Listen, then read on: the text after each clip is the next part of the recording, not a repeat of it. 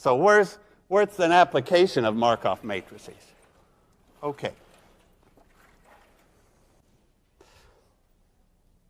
Markov matrices. So my equation then that I'm solving and studying is this equation UK plus 1 equals AUK.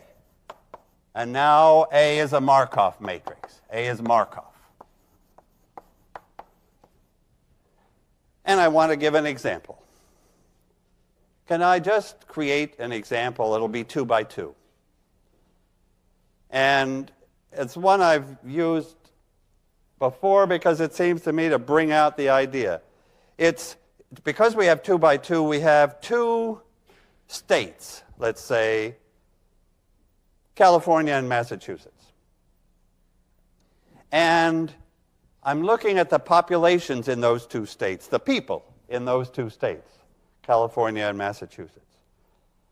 And my matrix A is going to tell me in a year some movement has happened. Some people stayed in Massachusetts, some people moved to California, some smart people moved from California to Massachusetts, some people stayed in California and made $1 billion. Okay, so there's a matrix there with 4 entries, and those tell me the fractions of my population. So I'm going to use fractions, so they won't be negative, of course, because only positive people are involved here, and they'll add up to 1 because I'm accounting for all people.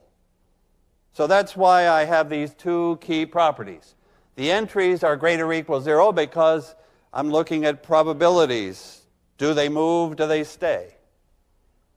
Those probabilities are all between 0 and 1.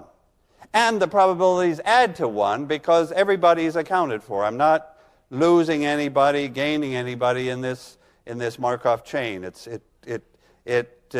conserves the total population.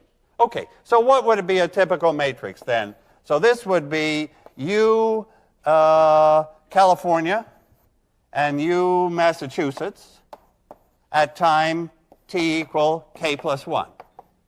And it's some matrix, which we'll think of, times U California and U Massachusetts at time k. And notice this matrix is going to stay the same, forever.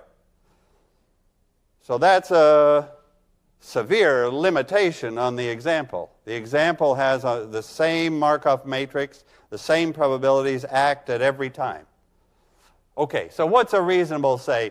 Say 0.9 of the people in California at time k stay there. And 0.1 of the people in California move to Massachusetts. Notice why that column added to 1.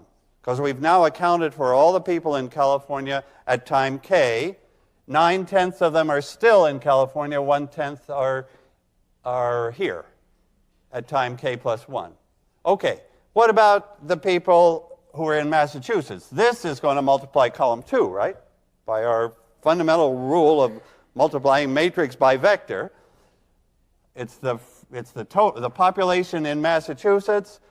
Shall we say that after the Red Sox fail again, only 80% of the people in Massachusetts stay, and 20% move to California. Okay. So again, this adds to 1, which accounts for all people in Massachusetts where they are. So there is a Markov matrix. Non-negative entries adding to 1. What's the steady state? If everybody started in Massachusetts, say when the Pilgrims showed up or something, then where are they now? Where are they at time 100, let's say? Or maybe, I don't know how many years since the Pilgrims, 300 and something? Or, and actually, where will they be like way out 1 million years from now? I could take the powers of this matrix. In fact, you ought to be able to figure out what is the 100th power of that matrix. Why don't we do that? But let me follow the steady state. So what's my starting? My starting UCal, UMass at time 0 is, shall we say, shall we put anybody in California? Let's make 0 there. And say the population of Massachusetts is, let's say, 1,000, just to, okay.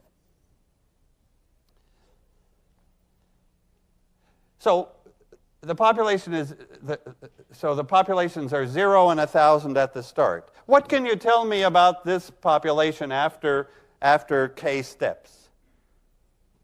What will UCal plus UMass add to? 1,000.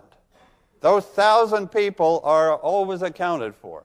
But, so UMass will start dropping from 1,000, UCal will start growing. Actually, we could see, why don't we figure out what it is after 1? After 1 time step, what are the populations? At time 1. So what happens in 1 step? You multiply once by that matrix, and let's see. 0 times this column, so it's just 1,000 times this column, so I think we're getting 200 and 800. So after the first step, 200 people are in California. Now at the following step, I'll multiply again by this matrix. More people will move to California. Some people will move back. 20 people will come back. And the net result will be that the California population will be above 200 and the Massachusetts below 800, and they'll still add up to 1,000. Okay, I do that a few times. I do that 100 times. What's the population? Well, okay, to answer any question like that, I need the eigenvalues and eigenvectors, right? As soon as I've created an example, but as soon as I want to solve anything, I have to find eigenvalues and eigenvectors of that matrix. Okay, so let's do it. So there's the matrix 0.9, 0.2, 0.1, 0.8, and tell me its eigenvalues. Lambda equals, so tell me one eigenvalue. 1, thanks. And tell me the other one. What's the other eigenvalue? From the trace or the determinant, from the trace is what is like easier. So the trace of that matrix is 1.7. So the other eigenvalue is 0.7. And notice that it's less than 1. And notice that the determinant is 0.72 minus 0.02, which is 0.7. Right. Okay, now to find the eigenvectors. So that's lambda 1. And the eigenvector, I'll subtract 1 from the diagonal, right? So can I do that in light here? Subtract 1 from the diagonal, have minus 0.1 and minus 0.2. And of course, these are still there. And I'm looking for its, this is going to be x1. It's the null space of A minus I. Okay, everybody sees that it's 2 and 1. Okay? And now how about, notice that that eigenvector is positive. And actually, we can jump to infinity right now. What's the population at infinity? It's a multiple. This eigenvector is giving the steady state. It's some multiple of this, and how is that multiple decided? By adding up to 1,000 people. So the steady state, the C1 x1, this is the x1, but that adds up to 3. So I really want it's going to be 2/3 of 1,000 and 1/3 of 1,000, making a total of the 1,000 people. That'll be the steady state.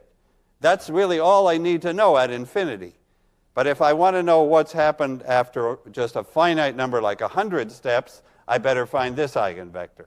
So can I look at, I'll subtract 0.7 from the diagonal, and I'll get that. and I'll look at the null space of that one. And this is going to give me x2 now, and what is it? So what's in the null space? That's certainly singular, so I know my calculation is right. And 1 and minus 1. 1 and minus 1. So I'm prepared now to write down the solution after 100 time steps, the populations after 100 time steps, right? Can we remember the 0.1, the 1 with this 2, 1 eigenvector, and the 0.7 with the minus 1, 1 eigenvector? So I'll just write it above here. U after k steps is some multiple of 1 to the k times the 2, 1 eigenvector, and some multiple of 0.7 to the k times the minus 1, 1 eigenvector. Right? This is how powers of a matrix work. When I apply those powers to a U0, so it's U0, which was 0, 1,000. That has to be correct at k equals 0. So I'm plugging in k equals 0, and I get C1 times 2, 1, and C2 times minus 1, 1. 2 equations, 2 constants, certainly independent eigenvectors. So there's a solution, and do you see what it is? Let's see, I guess we already figured that C1 was 1,000 over 3, I think. Did we think that had to be 1,000 over 3?